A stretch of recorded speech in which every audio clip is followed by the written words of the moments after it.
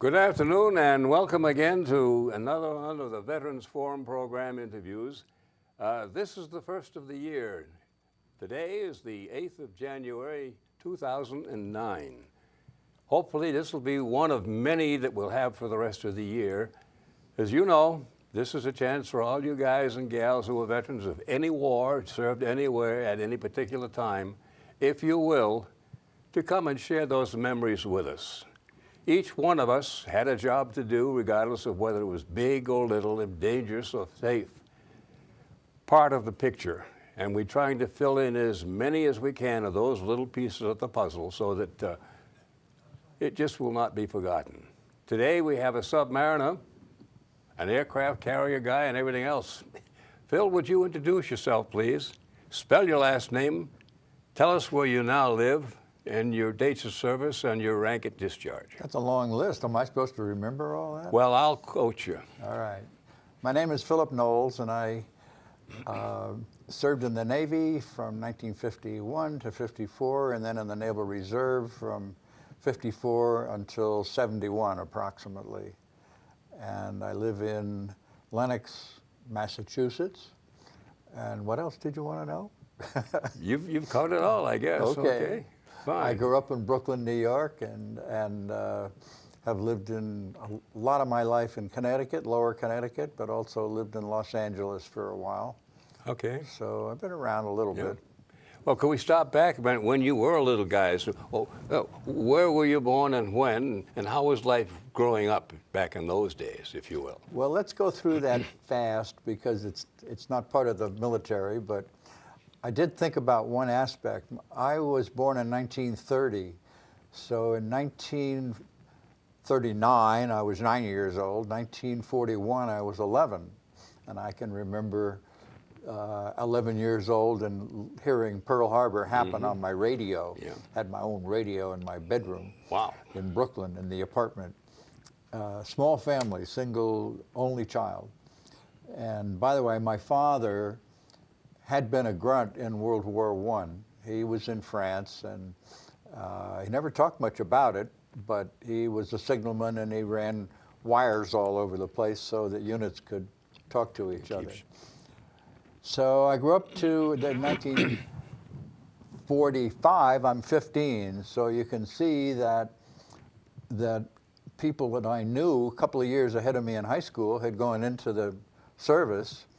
I remember very clearly going to Catholic Mass in Brooklyn. I'm not a Catholic, for a guy named Jimmy Williams, who had actually dropped out of high school, our high school. His sister was in my class, but he was a couple of years ahead of us, and he dropped out, joined the Marine Corps, went to the Pacific, and got killed. And I'd never been in the Catholic Church, and I heard all this Latin, and I didn't understand when they were going to start talking about Jimmy, and then the service was over. So I learned something about the Catholic Church from that. But I was close to that war in the sense that I saw the headlines every day, and I was old enough to understand, but I was too young to be in it unless you wanted to go in at 15 or something and lie your way into it. And what's relevant here to somebody thinking about how lives are programmed or scheduled or planned, as we think, well, we're going to plan what I'm going to do for a career. I'm in college now in 1947, 8, 9, 50. And what happened in June of 1950 was the beginning of the Korean War, when the North Koreans crossed into South Korea. There was a draft in those days. Well, we didn't need a draft, but it was left over. The system was still in place, and they cranked that up to get folks into the service fast because President Truman said we have to stop this incursion, and let's not divert into that political thing. But it seemed like the right thing to do at that time, and we had a big military in Korea based on UN supervision. It was under the blue flag, technically. So I thought, well, what am I going to do here? And myself, at that time, I was a junior in college. And we all talked about it, and we all got wind of an officer candidate program at Newport OCS, yeah. in the Navy. And it's funny, but most of us that talked about it joined that. We're not all exactly the same class, but as we run into each other now, well, we were in OCS, we were in class such and such. I was in class 3, the 3rd class that they had, and it went on for years and got into bigger numbers. And so in the fall of 1951, I found myself in this barracks getting up at 5 o'clock in the morning and falling out on the grinder to some screaming gentleman, chief petty officer from the Navy, mostly, who was assigned to the job of turning us into sailors. We wore, by the way, we're in officer candidate school, but we wore enlisted uniforms for the 4 months of OCS, and I always thought that was a good thing. I traveled on the trains from Newport back to Brooklyn in the sailor suit, and later I was responsible for a lot of sailors, so I knew a little bit, at least, of what it felt like to move around the country in that uniform. We where was that located? The school? Yeah. Newport. Newport? Yeah, and it lasted quite a long time, long after the war, but it did close and then it relocated and blah, blah, and I think part of it has reopened. What's interesting to me, and I don't know if it's anybody else, but I had, when World War II was declared over in 1946, I'm 16, and there will never be another war. And so military is not part of my future. And that was in 1946. And by 1952 or 1951, I was in a uniform. Yeah. So that's how good our plans are sometimes. Not going to be, the world is full of surprises. Oh, yeah. And I thought that, I don't know what I'm doing here, but I'm going to try to do a good job. I had come from a college, a small liberal arts New England college with very high standards, and I had worked very, very hard for 4 years. But when I got to OCS, I worked harder. The demands on us as ensigns to be were huge. Just to give you an idea, we would be studying engineering, and in the next class would be studying navigation, and then the next class would be studying gunnery and so on. I mean, you had Across to the know board. every aspect, including some naval history, by the way. And it was a Monday to Friday deal. We had the weekends off. When I graduated, I got orders to the USS Monterey, CVL 26, at Pensacola, Florida. Well, that was a long way from Korea, but I wouldn't argue. That's what they sent me to, and I didn't know anything about naval balance or assignments or roles or anything. I learned it all. I learned the textbook side of the job in OCS, but on the Monterey, I learned what it's about to go to sea. And I have never had a minute's regret, because I found every bit of it exciting and challenging. It is amazing what they expect of a 22-year-old fella today, man or woman. It's amazing. In some cases, they put you in charge of a $500 million airplane and say, go fly this thing. And in some cases, one of the things I did was I had to, not choose, but I had 2 jobs. Typical, we all did, all line officers have this.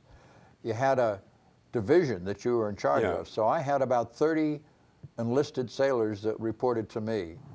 And between me and the kids, there were 2 or 3 chiefs and senior petty officers. And of course, they did the most technical. They kept you out of trouble. Kept me out of trouble, but I wanted to be a good officer. The other part of your job, so that was your day job.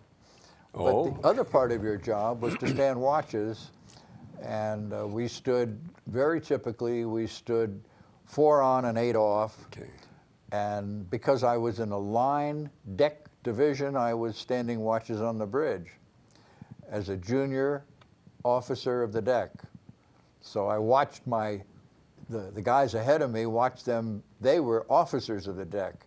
This is a very unique job. Here's a 22, 25-year-old person who is in command of the ship for 4 hours. That might sound like it can't be true. It can't be true. The captain must be sitting there watching you all the time. Captain is there during most flight operations, but he's not there the rest of the time. And his executive officer is doing administrative stuff. You're in charge of the ship for 4 hours. The captain will give you direction and say that at 1400 today, I want you to turn due north or something like that. Yeah. But you execute these when the time comes. So you're running the ship legally, and I'm talking legally, you are responsible. You are senior to everybody on that ship except the captain. In practice, politically, and actually, if the exec comes up and tells you to do something, you'll probably do it.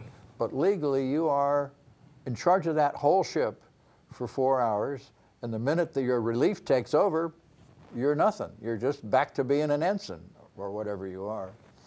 I think that's amazing, and I remember standing mid-watches from 12 until 4 in the morning, and everybody's asleep. The captain's asleep, everybody's asleep, except the guys down in the fire room, the guys down in the engine room, a couple of guys on radar. You're it. Now this is while you're at sea cruising or tied off? At sea, or, well, berth? Yeah, at sea. Now, sometimes that's very boring, and sometimes you don't see any other ships, but sometimes you say, uh-oh, that guy and us are in a collision course, which you have learned how to calculate, and I better do something about that. Yeah. So it's a real job. Obviously, in a combat situation, it's far more demanding, and then the captain would be there. But I think it's wonderful. I couldn't believe what they were giving me, this huge aircraft carrier with 1,500 sailors, officers and sailors, and I'm in charge of it for 4 hours.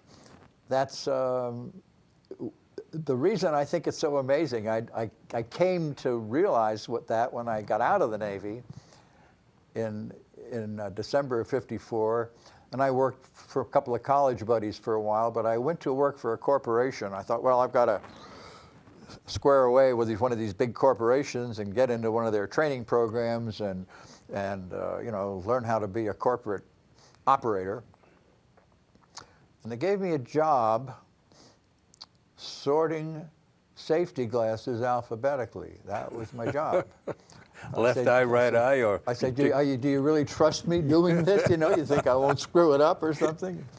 And I had some buddies. I had a buddy who'd been in the Army in Korea. He was in charge of a certain part of a rail line over there, and he helped run trains on over there. And here he is, he's doing some other stupid job because they didn't think we were smart enough to get out of our own way. But we had all of us had some kind of military experience. That's just how the flow of people was.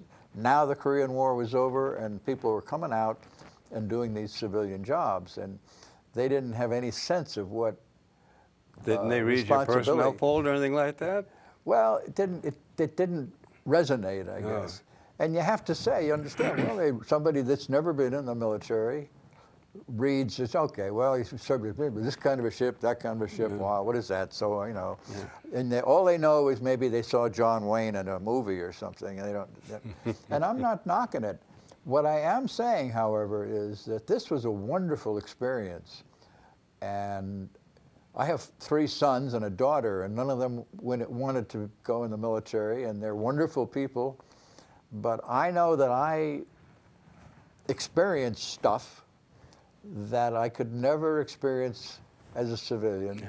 I could never drive, I mean, unless I went in the Merchant Marine, I couldn't be driving a ship around the ocean and eventually learning how to dock it and anchor it and stuff like that. and the responsibility. I mean, all of a sudden, the 30 guys are looking to me to tell them which way to go. And when they didn't come back from Liberty is time off, you know, when you have in port for the weekend, and they didn't get back and the ship goes to sea, and then we go to captain's mast. I had the responsibility to speak up for this kid and say he's never screwed up before, or I'm sorry, but this is the third time you've seen him, Captain, or whatever. So you had a leadership responsibility. One of my favorite stories, I've told this a million times, but I didn't understand some of this, Bob. I thought, well, this is pretty cool being an officer, and we eat separate from the enlisted, and we have this nice sort of dining room, and people bring you your food. You don't have to stand in line with a tray, and that's pretty neat. So it's open all day, and I went in there one day for coffee at 10 o'clock or something. I thought, well, I could do this, and knock off and have a little coffee and talk to my buddies. And my boss came in. My boss had the benefit of a 4-year U.S. Naval Academy training, and he didn't think highly of his junior officer sitting on his butt. No buts about it. When his men are working. And he kicked me out of that boardroom so fast, and I was so mad at him. I thought, Jesus, what a son of a gun he is. I might not have said son of a gun either. And I've heard the other word, yeah. I really thought he was mean and nasty. He's now one of my lifelong heroes, and I'm still friends with him. But I didn't understand that for a while. Was he a three-striper? 2.5? At that time, he was a lieutenant. Okay. He'd already had command of a minesweeper. I mean, his guy's incredible career. 33 years in the Navy, had several ship commands and squadron commands and whatever. But that day, he was just my boss, and he was just squaring me away. Doing his job, yeah.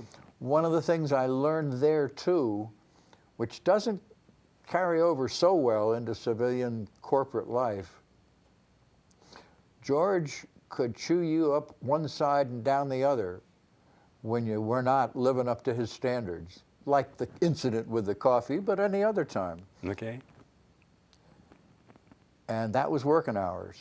And if we were in port, we usually worked Monday to Friday, came in Friday, and we all went over to the officers' club. George would be the first one to put his arm around you and buy you a drink and Hail fellow well met, talk about the girls and whatever and whatever. So he could be tough as nails on the job and still be supportive and friendly off the job. I didn't ever see that. You don't see that in the movies, you know. It's not how it goes in the film. And so I thought, I'm learning all the time from this guy. And I had friends that I knew from college and whatever that bragged about, well, I got in the Navy, but I don't have to go to sea. I got this great desk job, and I get to go home to mama and see my girlfriend all the time. Blah, blah, blah. I said, you know, you're missing a lot. You're in the Navy. You're going to be in the Navy 4 years, which was our commitment. Mine turned out a little less. And you're bragging about a friggin' desk job. You're going to have a desk job all the rest of your life, and you don't want to go to sea. I mean, going to sea is an adventure. It's wonderful.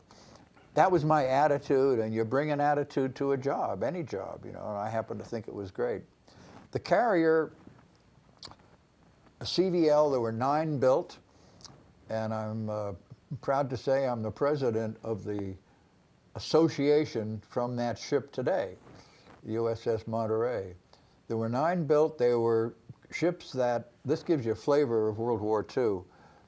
They were all planned as cruisers, light cruisers. And the war broke out. Pearl Harbor taught us a big lesson of the importance of carriers. Obviously, the Japanese did an incredible job with their carriers. And we said, oh boy, and what are we going to have to do here? Roosevelt signed an order to take 9 cruisers that were under construction in Camden and cut the tops off on the back of an envelope, Make a deck. and put decks up there and turn them into aircraft carriers. So there were 9 of them, and they became part of the famous fast carrier task forces that ruled the Pacific eventually. And I've just been talking to my associates from certain other ships, the USS Cabot, the USS San Jacinto, the USS Belleau-Wood. These are these CVLs. All of the museum ships we have in the country, not all but one, are CVs, originally CVs called Essex class, and there were about 30 of those built. What's the significance, CV? Well, CV stood for carrier, and V stood for aviation. Oh, okay. All right. So the famous ships, the Yorktown, I'm trying to think of the Lexington, the Saratoga, these different ships. There were 2 or 3 that we entered the war with. Then they said, okay, this is the design we're going to build, and we're going to build no other ships, these Essex class, and they just cranked them out. Okay. So those are museum ships now, the Intrepid in New York, and there's one in San Diego. There's one in Corpus Christi. There's one in Charleston, and there's one in Oakland, California. I think there's 5. There's 4 of them. So our ship, the CVLs, they're all gone. Before anybody could get enough money together to save the last one, which was the Cabot, they were all sold for scrap. Yeah. So there's just us to talk about these ships. But they were important in the big battles. And I didn't think about this. Now imagine, I grew up in the war, but I didn't have a very big picture. I'm on this ship, and my concern is my job, my people, my watch standing, all the stuff I was learning, all the people I had to get to know and be friends with and work with. But on the island of the ship, that's a big structure on an aircraft carrier, there were lots and lots and lots, I think it's 90, Little Red Suns. Those are airplanes that this ship had shot down. And there were 11 battle stars. That means that this ship was engaged in 11 major battles in the Pacific. And I didn't understand that until later. Later, and I'm going to skip part of my life to say that 19-something, I wrote it down here somewhere, sorry. Go ahead. 2003, 5 years ago, I went to a reunion of shipmates from the same ship, my ship, the Monterey, expecting maybe to see a few guys that I knew, and only George was there. But George was there, my old boss. And that began, I thought, well, I'll just see what these guys do at these reunions. It was a long time since I'd been on that ship, you know, in 2003, from 1953. And I was pretty fascinated, and I started making some suggestions. They were groping and fumbling a little bit. And they said, well, you know, we haven't got a president. We need a president. Who should we elect? And some smart guy named Dominic, another guy from Brooklyn, who had been on this ship in this World War II, said, well, how about that guy in the back? And that's how I got to be president of the thing, and I still am. And it's the kind of thing, sometimes my wife thinks I shouldn't spend so much time. I don't spend a lot of time on it, but it's a huge honor. And in the years since 2003, I've gotten to know so much about that ship that I served on in its World War II days. There's a famous, famous, famous storm that I'd like to tell you about. This is not about me, but it's about World War II. It's about the Pacific. It's about how things were in that war, and I can only speak for some of the people that were there. Admiral Halsey had been ordered to bring his task force to the Philippines, to the Leyte Gulf area, with the responsibility of supporting MacArthur's famous return, I shall return, but his invasion of the Philippines to liberate the Philippines. That's a big responsibility that Halsey had. And on his way to bring his task force, which was really big, and it included my ship, weather got bad. Now, this was before satellites, and they were getting their weather forecasts from Pearl Harbor, 1,000 miles away, sending up balloons and sticking out, you know, looking at barometers. And they tried to track this typhoon, bad weather that was coming. Well, they didn't get it right. And he drove that task force right through a typhoon, one of the biggest typhoons in history, December 1944. How big was it? How terrible was it? We lost 3 destroyers that rolled over and just disappeared. And most of their guys were lost. We lost 750, perhaps, whatever the number is, 700 and some valuable U.S. Navy people, sailors and officers, disappeared in that storm. So far worse than any individual battle we had with the Japanese. There's a book called Halsey's Typhoon. It came out about 5 years ago, maybe, something like that, which anybody that's really interested in this should read that book to see how things were then. The terrible tension on Halsey is to make a decision which way to go. Which way to go, yeah. On the one hand, he's under orders to get there to work with MacArthur's invasion. On the other hand, he has a responsibility, first and foremost, to his ships and his men. Yeah, keep them out of harm's way. I would say there were, I don't know, 8,000 men there, something like that, on this pile of ships. And when I was in OCS, I read a 3-page letter that was written after this incident by Chester Nimitz, who said, yes, you have to follow orders. You're told to go somewhere, you go from point A to point B.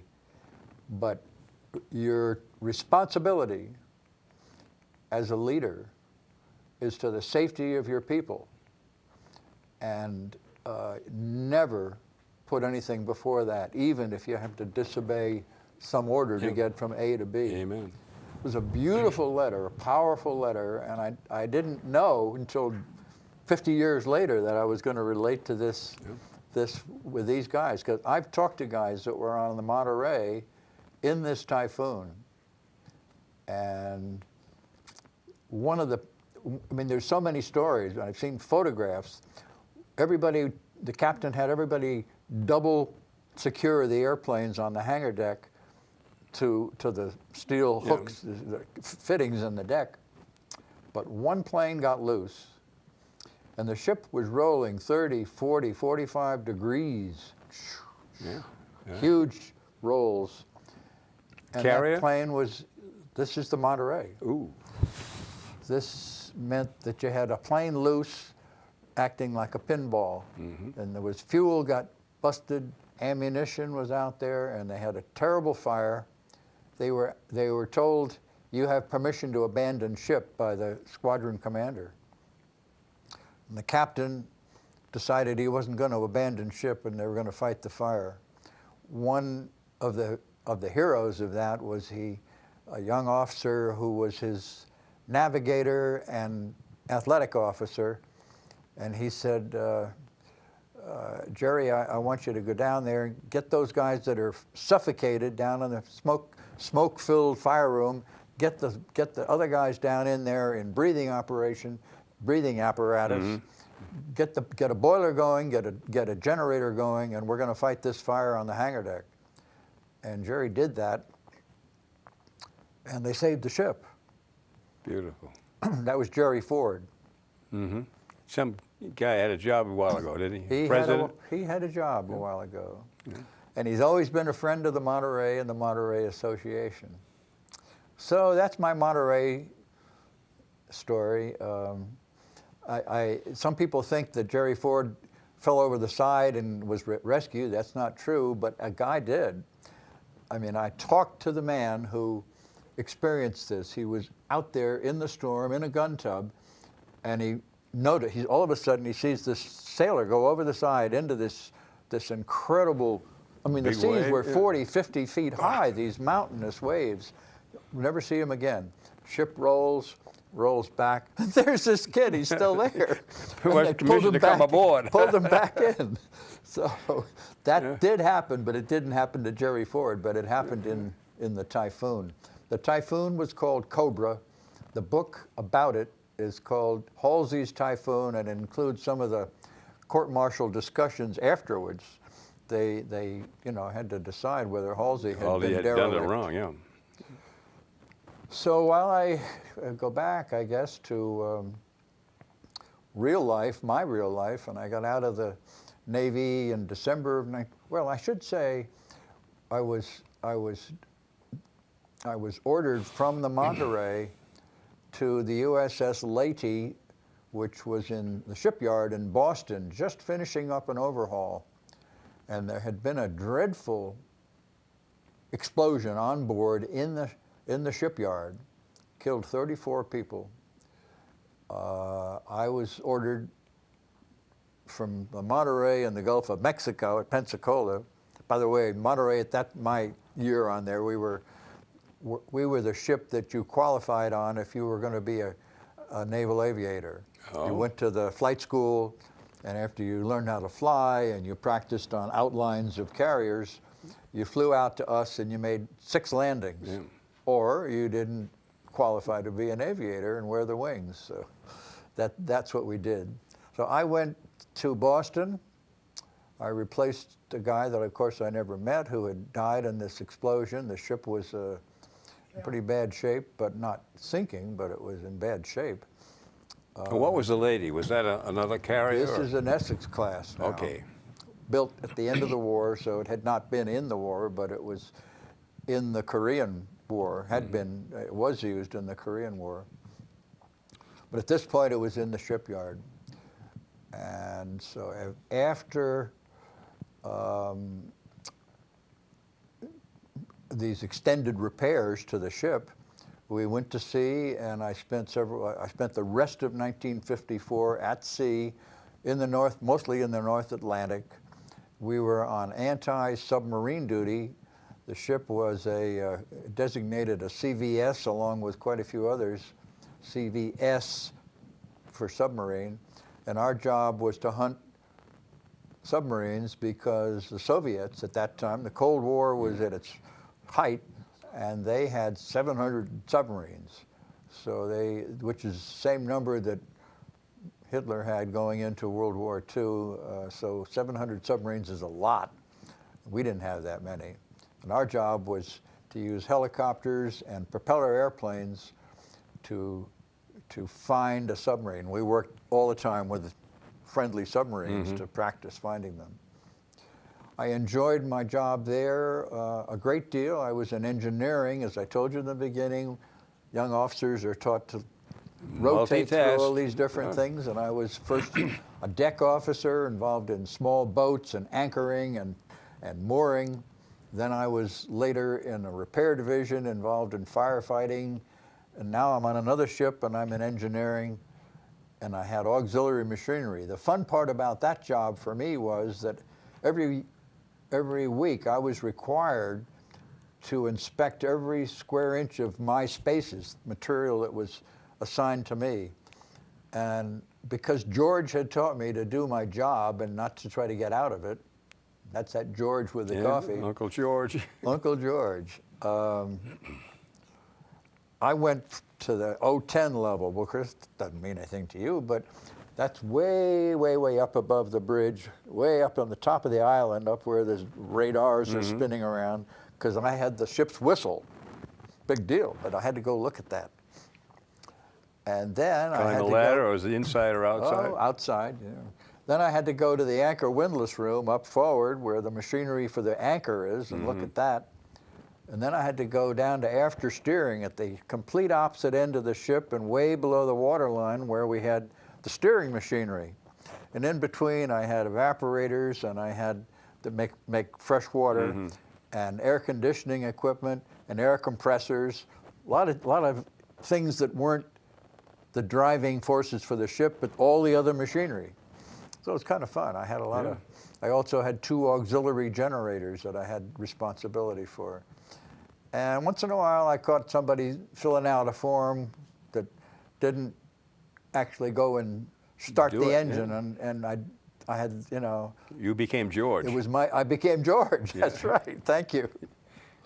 So I spent that year, and then I got out of the Navy, and I started being a civilian. I decided that I loved the Navy. It was a fabulous experience. I had no regrets, but I felt that my life, you know, if I was going to get married and have a family, that now I'm thinking those things. I'm almost 25, and I couldn't picture being in the Navy for the next 20 years.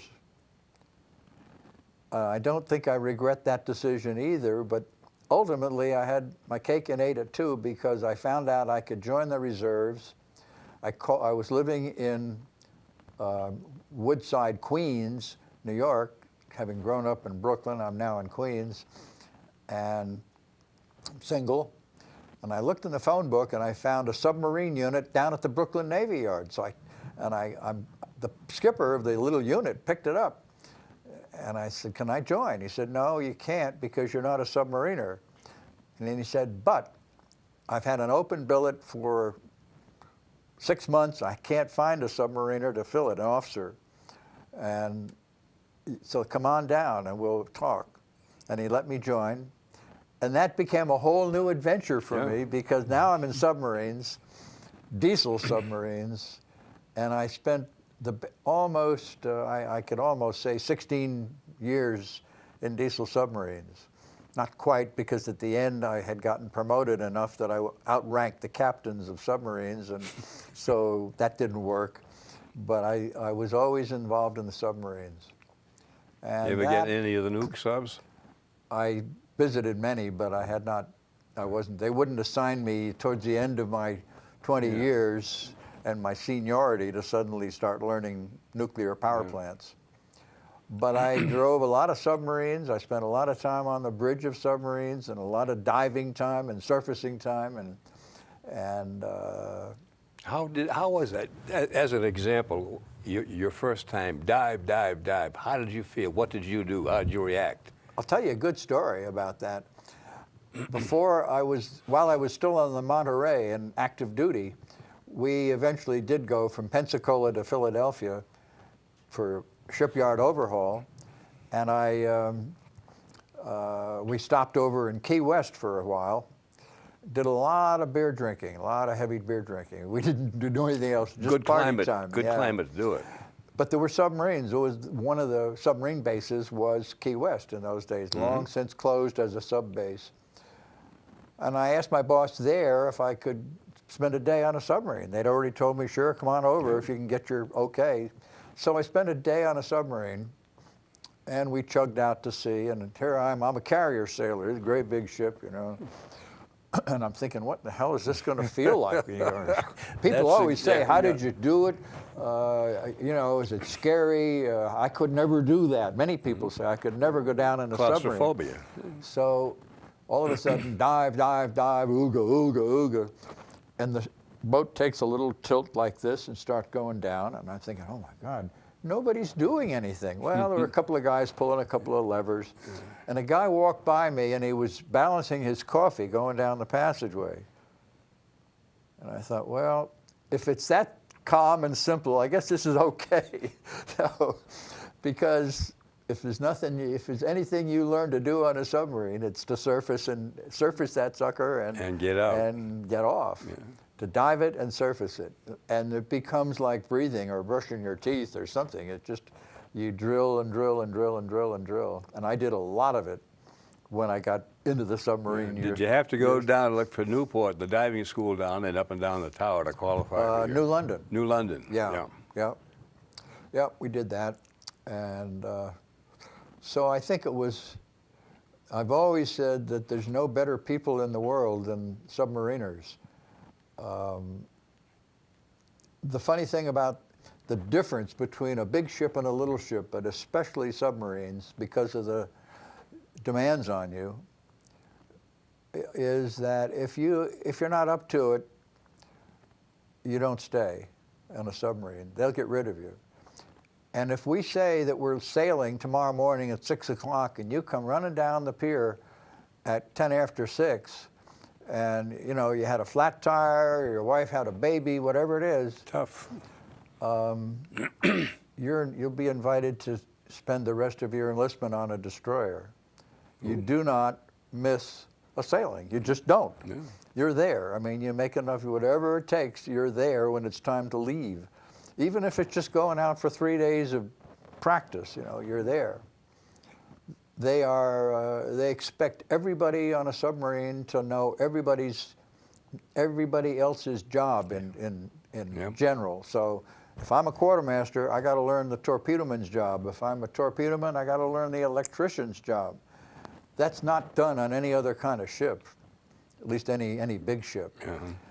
And so everybody on that ship depends on everybody else knowing their job and understanding each other's jobs. Everybody on a big ship is waiting for the weekend to get ashore so they can drink beer and chase women.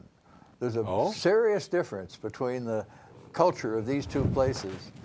So I felt very honored to be able to spend a lot of time on submarines. When I first got engaged and I was starting my qualification to be a qualified submariner, which I had to do, it's not a choice. I spent 60 days on a submarine out of New London called the Toro.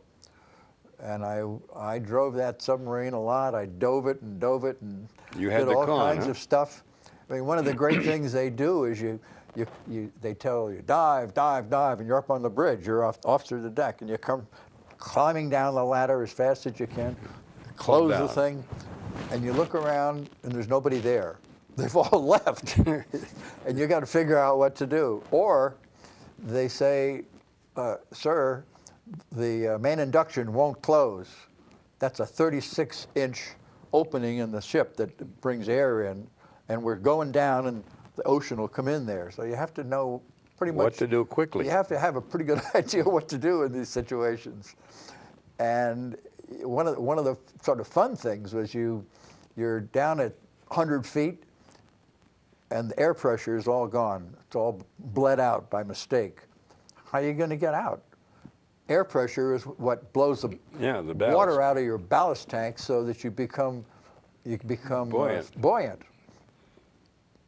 What you do is you speed that sucker up as fast as you can, and you drive it, angle it up like this, and you see pictures of this, and while the bow is out of the ship, you shut the openings that water comes in, and now you've trapped some air in there like you do in a glass of water with a straw, you know, you cover the thing and water goes up and down in the straw. So I did a lot of stuff there that was not really dangerous, but it allied me with the submariners forever. When the Thresher was lost off of Cape Cod, was it, I guess? I felt like I'd been there. I mean, I know a lot about that episode and that incident, and it was with me like when you lost a relative or something. It was an awful, awful thing. Submarining is not dangerous, but in that case, they were pushing the envelope and they lost the bet. And it was a terrible thing. We had not had a accidental death before that since something like 1938. We had losses in the war. Submarines, American submarines sank more Japanese shipping than all the rest of the Navy put together. The carriers, the battleships, the cruisers, and all those guys. Submarines sank more than anybody else. But we lost 1 out of 3. So if you were a submariner, you had a 66% chance of surviving it. No, 1 out of 3 were lost. Okay.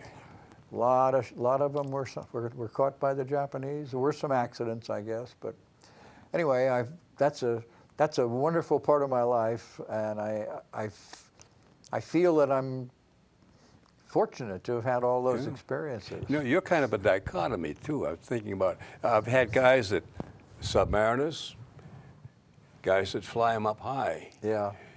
You're on both ends of the scale.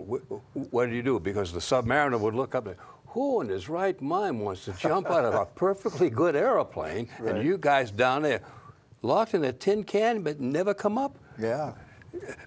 It's exactly right. It's a heck of a way to to make a living, if you will. I never flew, of course. Okay. I never mentioned exactly. I suppose I didn't spell it out, but my jobs on the carrier were nothing to do with flying.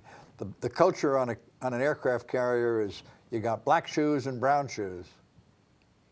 They're all Navy, but the brown shoes are the glorious people. Those They're are the pilots, the pilots. Airedales. The pilots, the Airedales, they're not ship's company, and that might be a strange term, but they come aboard as a whole squadron. Usually they fly out from, you know, you're sailing near a base, and they fly out Okay. and land, and they find their sleeping quarters, and they, you know, every mechanic has to find the shops and so on. And then they work on that ship for a period, and then they get off. Yeah. So those are like guests, but they're what it's all about. There's Yeah. no other purpose for an aircraft Yeah, carrier. you're but the cab driver. to We're get the up there. cab driver. Yeah. That's right. No, But when the we- black shoes that run the ship, of course, we think we're the most important Oh, people. sure.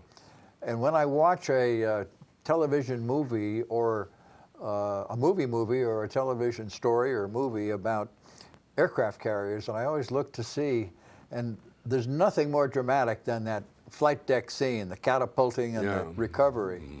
But I know that down there's guys doing engine room work, and there's guys cooking bread for breakfast, Yeah. and there's guys It's that a are floating city.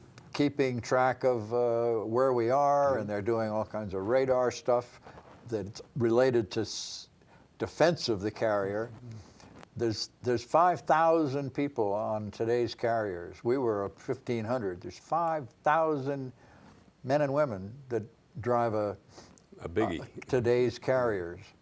There's 2 nuclear power plants down there that will last for something like 10 or 20 years before they have to be refueled.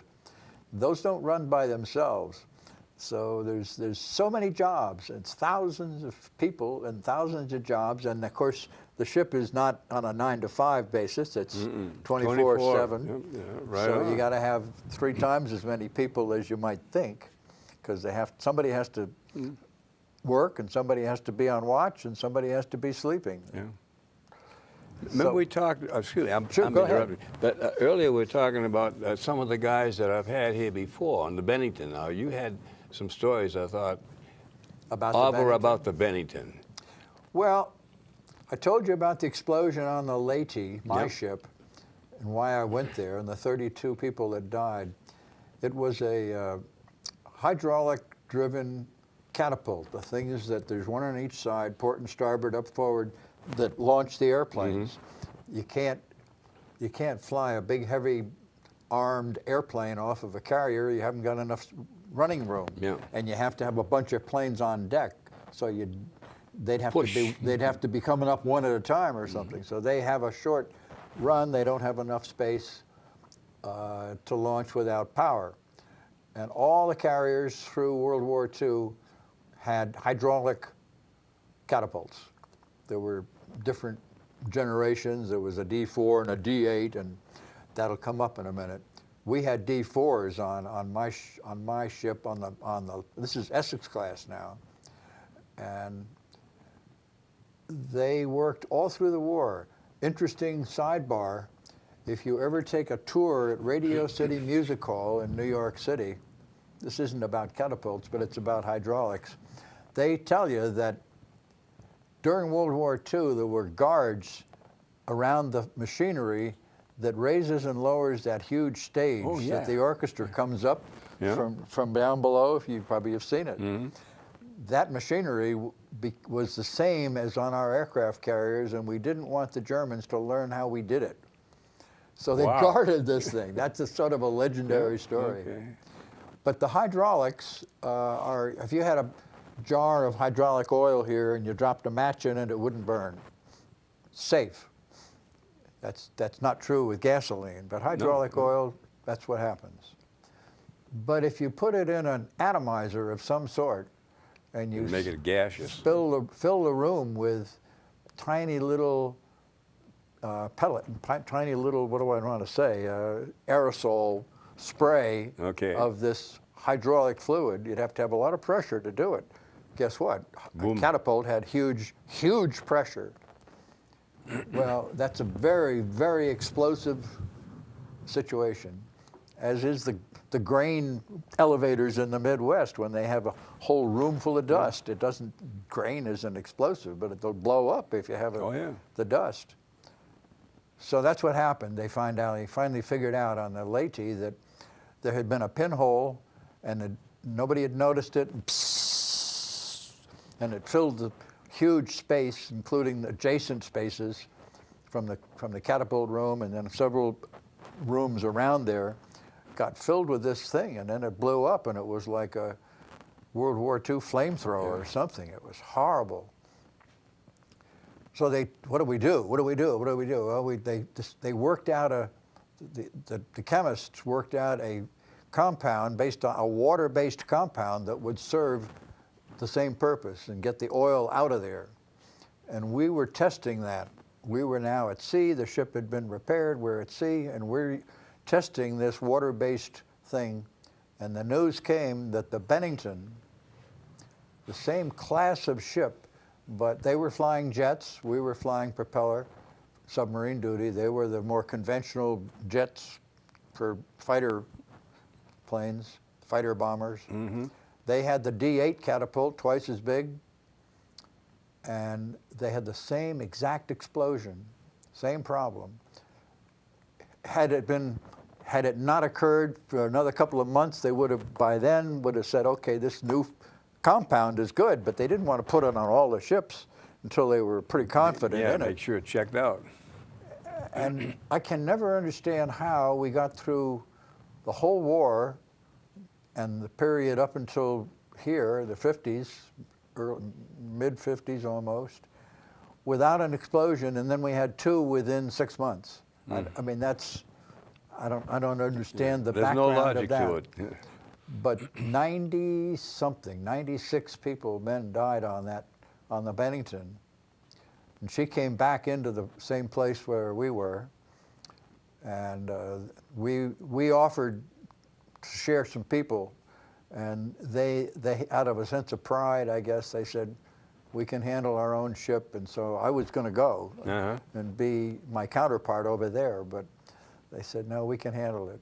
But that's my Bennington experience. I didn't really ride on it, but I did go visit them. And why I ask is that when we were coming to the studio, I've had 3 guys interviewed here from the Bennington, and one's almost a neighbor of yours around the block. Oh, yeah? When we get out, I'll give you his name, and you and George can get together. That'd be great. And Dick Smith up there now. Dick has more stories than Carter has liver pills. Well, you got to understand, sailors are somewhat of a different breed from the ordinary person. They can all tell stories from morning till night. I mean, it's just part of, it's in our blood. I mean, I had a guy that worked with me in my civilian job, but he'd been on a cruiser in the Navy. And all we had to do was get started, and the day was gone. You know?